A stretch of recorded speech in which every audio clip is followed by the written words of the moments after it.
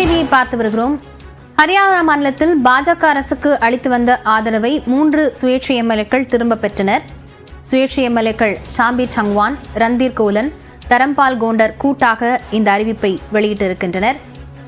பாஜக ஆட்சியில் பணவீக்கம், வேலைவாய்ப்பின்மை அதிகரித்திருப்பதால் சுயேட்சை எம்எல்ஏக்கள் பாஜக அரசுக்கு அளித்து வந்த ஆதரவை திரும்பப் பெற்றுள்ளனர். பாஜக ஆட்சியில் விவசாயிகள், தொழிலாளர்கள் இன்னலுக்கு ஆளாகி இருப்பதாகவும் சுயேட்சை எம்எல்ஏக்கள் அந்த செய்தியாளர்களிடம் அளித்த பேட்டியில் தெரிவித்திருக்கின்றனர். ஹரியானாவில் பாஜக அரசுக்கு அளித்து வந்த ஆதரவை 3 சுயேட்சை எம்எல்ஏக்கள் திரும்பப் பெற்றனர்.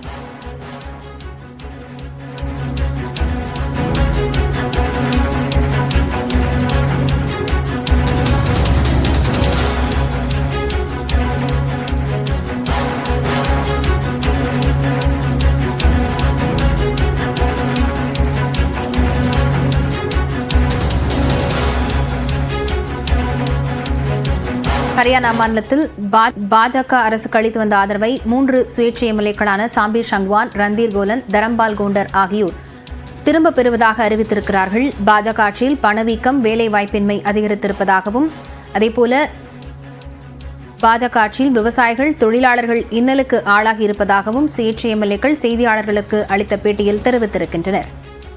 88 எம்எல்ஏக்கள் உள்ள ஹரியானா சட்டப்பேரவையில் பாஜகவின் பலம் 40 உள்ளது. நிலையில் 3 சுயேட்சை எம்எல்ஏக்கள் பாஜகவுக்கு அளித்து வந்த ஆதரவை திரும்பப் பெற்றுள்ளனர்.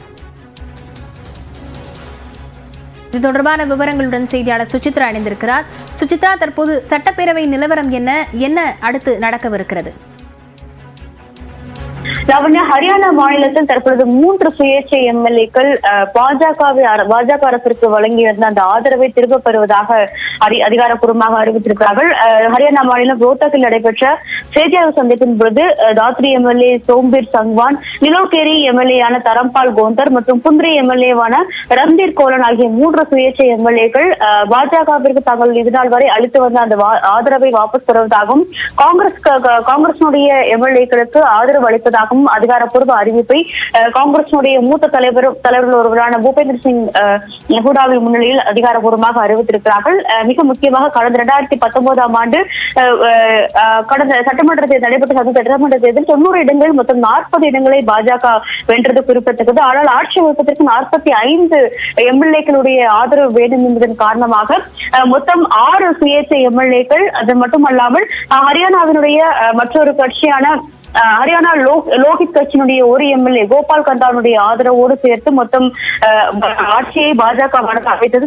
அந்த 6 சுயேட்சை எம்எல்ஏக்கள் 3 பேர் தங்களுடைய வாபஸ் ஆதரவை திரும்ப பெறுவதாக அதிகாரப்பூர்வமாக அறிவித்திருக்கிறார்கள். வரும் அக்டோபர் மாதம் ஹரியானாவினுடைய சட்டப்பேரவை தேர்தல் நடைபெற உள்ள நிலையில் தற்போது இந்த ஒரு அறிவிப்பு என்பது கடும் பரபரப்பை அந்த மாநிலத்தினுடைய அரசியல் வட்டாரத்தில் ஏற்படுத்தியிருக்கிறது. இதனால் கூடுதல் சுயேட்சை எம்எல்ஏக்கள் காங்கிரசிற்கு ஆதரவு தருவதற்காக தற்போது தொடர்ந்து தன்னிடம் பேசி வருவதாக பூபேந்தர் சிங் ஹூடாவும் அதிகாரப்பூர்வமாக அறிவித்திருக்கிறார். இதனால் ஹரியானா பகுதியினுடைய அந்த ஆட்சி என்பது தற்பொழுது களைவதற்கான வாய்ப்புகள் இருப்பதாகவே பார்க்கப்படுகிறது.